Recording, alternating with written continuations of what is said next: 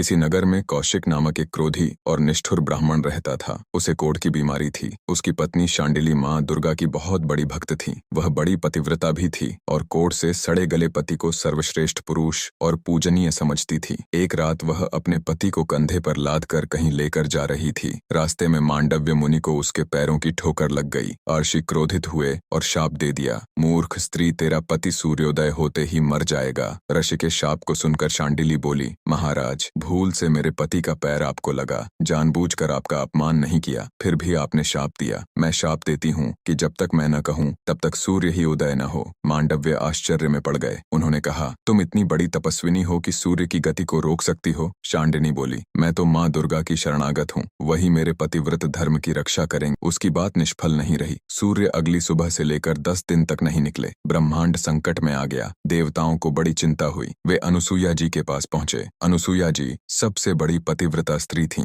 उनका प्रभाव देवों से भी अधिक था। देवों ने कहा, माता, एक पतिव्रता के प्रभाव के कारण संसार में संकट आ गया है। आपसे ज्यादा योग्य संसार में कोई और स्त्री नहीं होगी जो एक पतिव्रता शांडिली को समझाकर उसका क्रोध शांत कर सके। अनुसुईया जी शांडिनी के पास पहुंची और उसके कारण उत्पन्न हुए संकट का प्रभाव बताकर वचन वापस लेने का अनुरोध किया। अनुसुईया जी ने कहा, तुम्हारे पति की मृत्यु के बाद उन्हें फिर से जीवित और स्वस्थ करने का मैं वचन देती। शांडिनी को भरोसा हो गया। उसने अपना वचन वापस ले लिया और सूर्य की गति को की अनुमति दे दी। सूर्योदय के साथ ही मांडव्य के शाप के कारण उसका पति मर गया। अनुसुईया जी ने सूर्य का आह्वान करते हुए कहा, मेरे पतिव्रत में यदि शक्ति है तो आप इस मृत पुरुष को पुनः जीवन, स्वास्थ्य और 100 वर्ष तक सुखद गृहस्थ जीवन का आशीर्वाद करें। मांडव्य ने इसे अपने अहं का प्रश्न बना लिया और बोले, मेरे शाप को कोई काट नहीं सकता, इसे जीवित करने का प्रयास करना व्यर्थ है। अनुसुईया जी ने माँ दुर्गा का स्मरण किया, माता, मेरी लाज रखकर मांडव्य का अहंकार चूर करें। अनुसुईया माता की स्तुति करने लगी।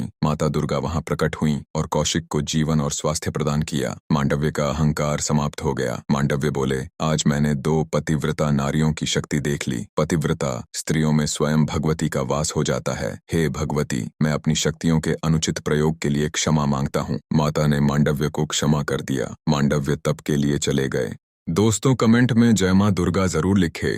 दोस्तों, वीडियो अच्छी लगी तो लाइक और कमेंट करके चैनल को जरूर सब्सक्राइब कर देना। आपका बहुत बहुत धन्यवाद।